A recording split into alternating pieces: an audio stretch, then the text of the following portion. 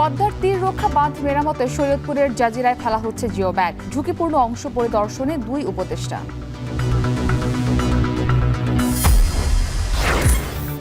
সড়কে পচে কোরবানির পশুর চামড়া নষ্টের অভিযোগ চট্টগ্রামে। লক্ষ্যমাত্রার চেয়েও বেশি সংগ্রহের দাবি আড়তদারদের। এবং 58 দিনের নিষেধাজ্ঞা শেষে মধ্যরাত থেকে মাছ ধরা শুরু। ট্রলার মেরামত সহ সাগরে নামার প্রস্তুতি জেলেদের।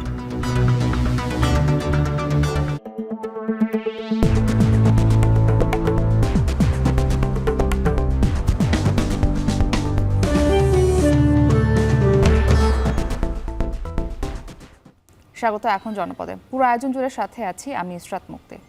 শরীয়তপুরের জাজিরার মাঝির খাঁচ এলাকায় ধসে যাওয়া পদ্মার তীর রক্ষা বাঁধ এলাকা পরিদর্শনে গেছেন অন্তর্বর্তী সরকারের 2 উপদেষ্টা। এ নিয়ে আলোচনাতে শরীয়তপুরের মাঝির খাঁচ এলাকা থেকে যুক্ত হয়েছেন কাজী মনিরুজ্জামান। মনির, ক্ষতিগ্রস্ত বাঁধ পরিদর্শনের বিষয়ে জানাবেন এবং বাঁধ মেরামতের অগ্রগতি কেমন দেখছেন?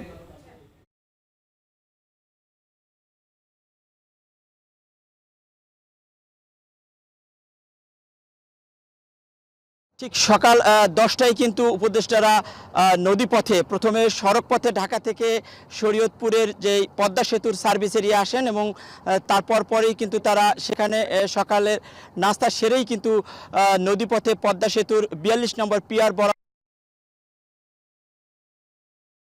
ক্ষতিগ্রস্ত এলাকায় আসেন এবং যে বাড়তি অন্যান্য স্থানে যে ঝুঁকিপূর্ণ সেই এলাকাগুলো দেখেন। তার সাথে পানি উন্নয়ন বোর্ডের কর্মকর্তারাও ছিলেন, অন্যান্যরাও ছিলেন। তো আমরা যতদূর দেখছি যে তারা কিন্তু এখনো নদী পথে রয়েছেন এবং পদ্মা সেতুর যে মাঝখানে চর রয়েছে সেই চরও দেখছেন। কারণ এখানে একটি বিবিএ এবং পানি উন্নয়ন বোর্ডের একটি সমীক্ষা রয়েছে যেখানে বলা হয়েছে যে বাম তীরে চর পড়ার কারণে এই ডান তীরে নদীর গভীরতা বৃদ্ধি পেয়েছে এবং পানি বৃদ্ধি পাওয়ায় কিন্তু হুমকিতে এই বাড়তি পড়েছে। তো পুরো পদ্মা সেতু কতটা ঝুঁকিপূর্ণ রয়েছে বা এলাকা কতটুকু ঝুঁকিপূর্ণ রয়েছে সেই বিষয়টি কিন্তু তারা নদী পথে দেখেছেন।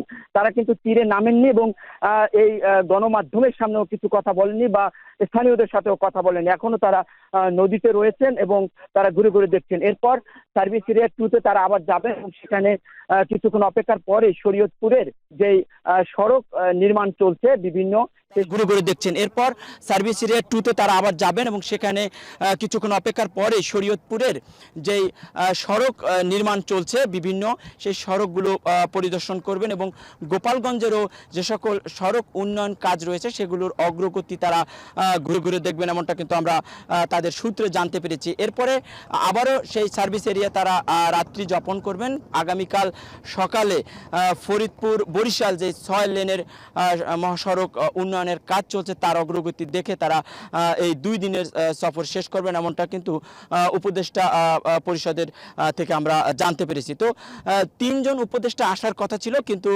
একজন উপদেষ্টা ওয়াহিদ উদ্দিন তিনি শারীরিকভাবে অসুস্থ হয়ে যাওয়ার কারণে কিন্তু আসতে পারেননি।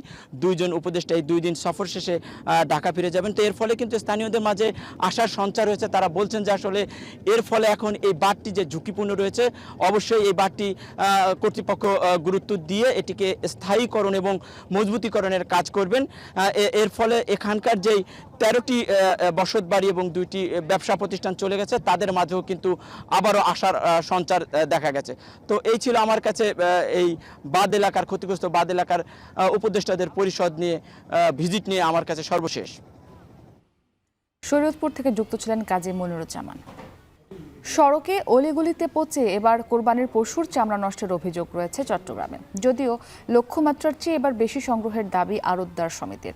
তবে কাদের গাফিলতিতে চামড়া নষ্ট হলো সেটি এখন বড় প্রশ্ন। শোয়েব রহমানের প্রতিবেদন। 2019 সালের পর আবারও চট্টগ্রামের রাস্তায় গড়াগড়ি খেল পশুর চামড়া।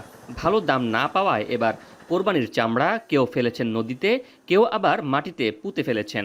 ঈদের পরদিন পেলোডার দিয়ে অলিগলি সড়কে পড়ে থাকা পচা চামড়া অপসারণ করে সিটি কর্পোরেশনের পরিচ্ছন্ন কর্মীরা।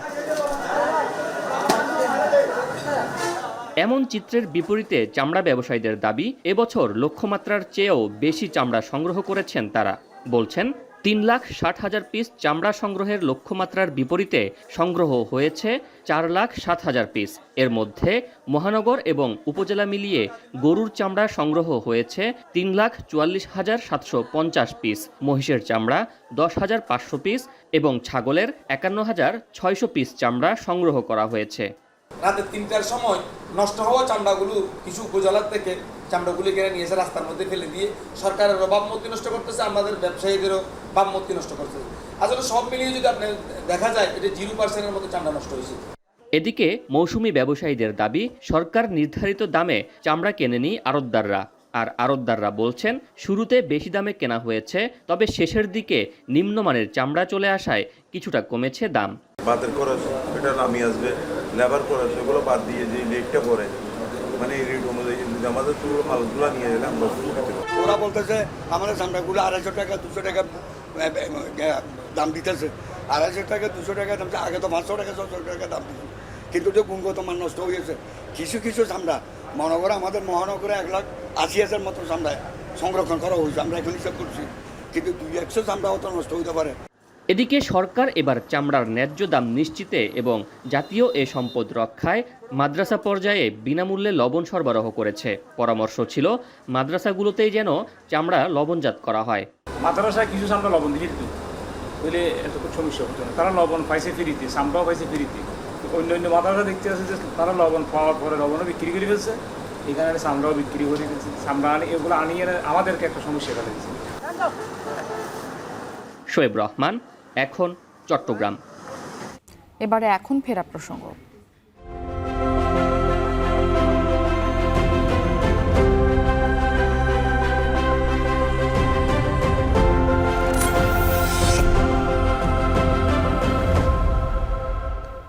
ঈদ উদযাপন শেষে কর্মস্থলে ফিরতে শুরু করেছেন উত্তরবঙ্গের মানুষ। এতে যমুনা সেতুর পশ্চিম মহাসড়কে বেড়েছে যানবাহনের চাপ। এ নিয়ে আরও জানাতে সিরাজগঞ্জের কদ্দার মোড় থেকে যুক্ত হয়েছেন রিফাত রহমান। রিফাত, সড়কে যানবাহনের চাপ কেমন দেখছেন? ভাড়া নিয়ে যাত্রীদের মধ্যে কোনো অভিযোগ আপনি জানতে পেরেছেন কিনা?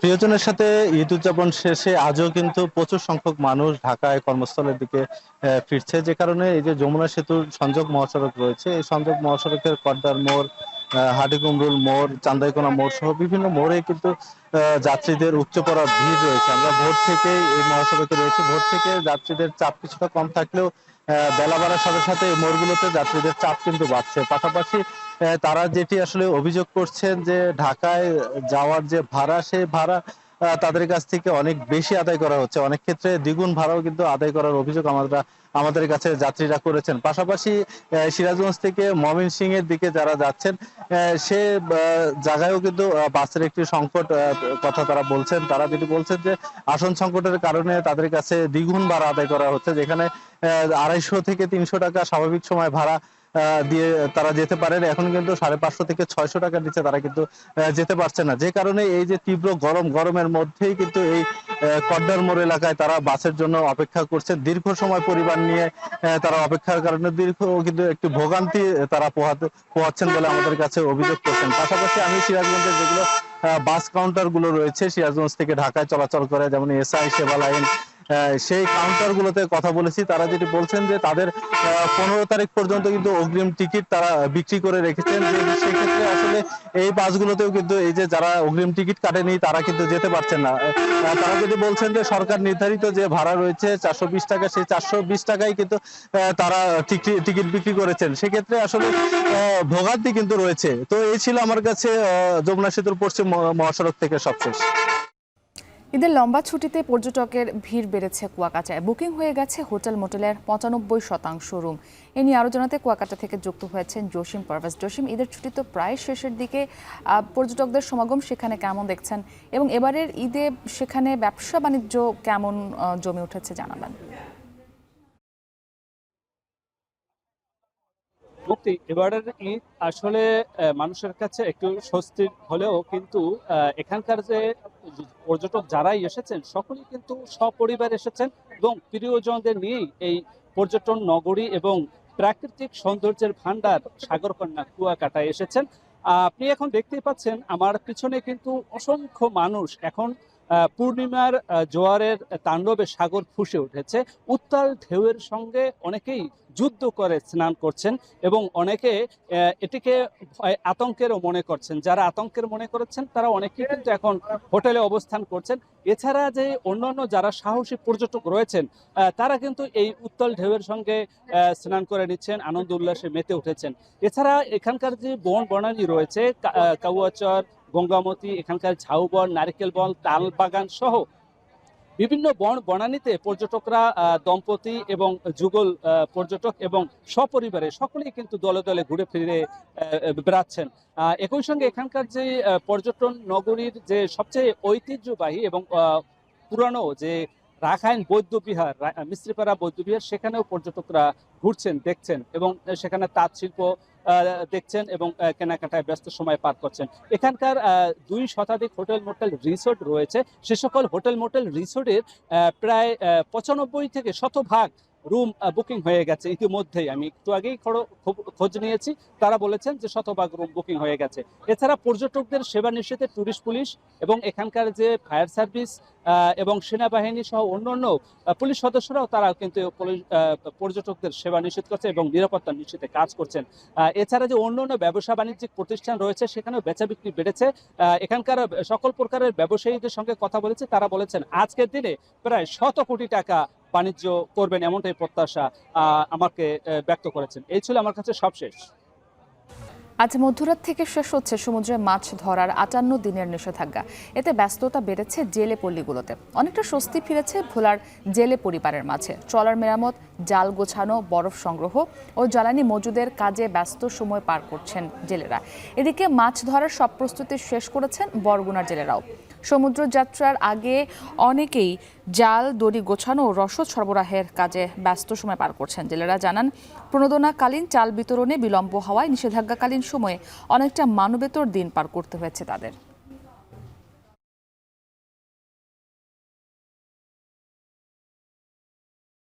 2 ঘন্টা অবরোধের পর রাজশাহীর সঙ্গে সারা দেশের ট্রেন চলাচল স্বাভাবিক হয়েছে।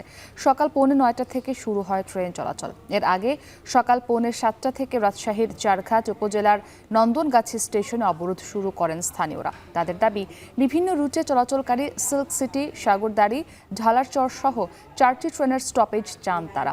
পরে প্রশাসনের আশ্বাসের অবরোধ তুলে নেন আন্দোলনকারীরা। এ সময় এক পক্ষ অবরোধ তুলতে না চাইলে সংঘর্ষে জড়ায় দুপক্ষ। এ সময় পরিস্থিতি নিয়ন্ত্রণে নেয় পুলিশ।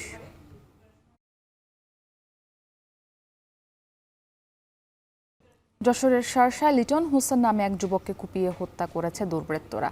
মঙ্গলবার রাতে উপজেলার লক্ষণপুর ইউনিয়নের দুর্গাপুর গ্রামে এই ঘটনা ঘটে। স্থানীয়রা জানায়, লিটন হোসেন রাতে তার বাড়ির পাশে বসেছিলেন। এ সময় তার প্রতিবেশী মমিনুর রহমান সহ কয়েকজন সন্ত্রাসী পূর্ব শত্রুতার জের ধরে লিটনের উপর হামলা চালায়। ধারালো অস্ত্র দিয়ে কুপিয়ে আহত করা হয় তাকে।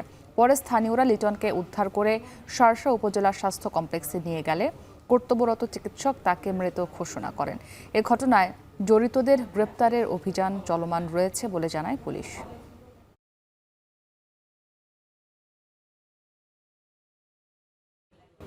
এই ছিল এখন জনপদে। এখন টেলিভিশন ওয়েবসাইটে দেখতে ভিজিট করুন এখন.টিভি। এছাড়া ফেসবুকে দেখতে ভিজিট করুন facebook.com/tv.এখন। আর ইউটিউবে সরাসরি দেখুন youtube.com/c/এখন টিভিতে।